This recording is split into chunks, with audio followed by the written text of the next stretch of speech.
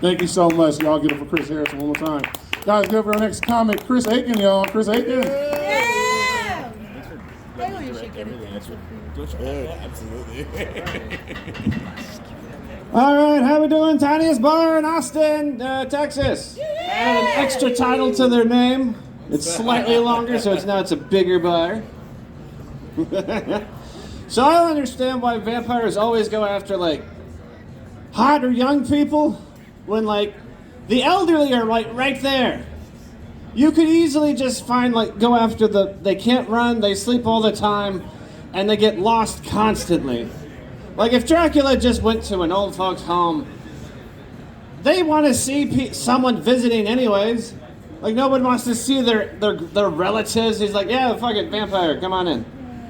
He just goes like, yes, he walks up to the front desk. Yes, I am here to see Agnes.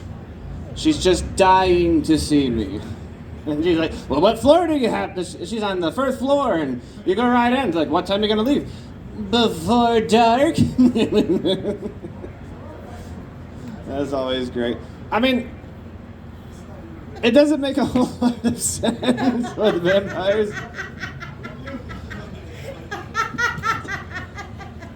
All right, I'll take it.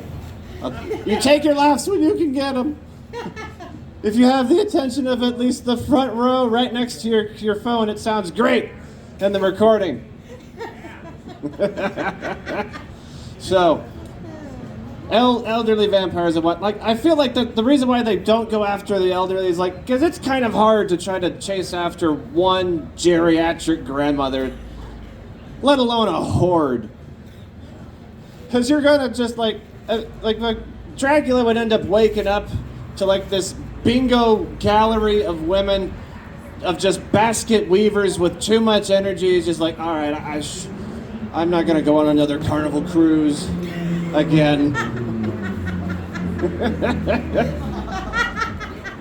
So like an old grandpas forget shit, right? So if you can like imagine being 100 years old.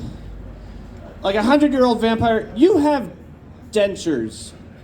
Like if you're 100 years old, then become a vampire. Like you have at least 10,000 pairs of Dr. Scholl's inserts, an orthopedic coffin, and your sleep number is 6,421. And you're old as fuck. So, like all the parts hurt. You're up all day, peeing. And then your dick gets cut off by a stray beam of sunlight. You gotta go walking around calling yourself Draculina, which is the first Transylvania joke.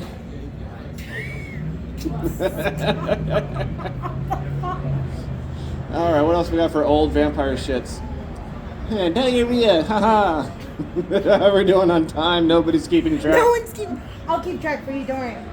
We're gonna be up here for another hour talking about Draculas and balls. Yeah, you have a minute. I think like the worst thing to be with like you're old as fuck. Grandpas forget everything. So old vampire, he forgets to like transform every part of his body when he becomes a bat. Like the balls just like he turns to bat, but the balls stay the same size. So you're just flying around with like kettlebells hanging between your sack. It's like a glorified game of Flappy Birds or Flappy Massive Balls in his case. Like the gravity's just dragging you down to the ground. Then you get your nuts stuck on a gargoyle's mouth and get yanked back like a dog, just squeak, squeak, squeak. And then Van Balsing shows up, the vampire taint hunter, to kill your ass.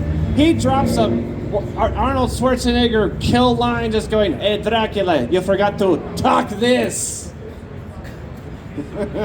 All right, that's been my time. Y'all have almost been an undead audience. Thank you so much. You really killed it, my guy. Round of applause for Chris one more time.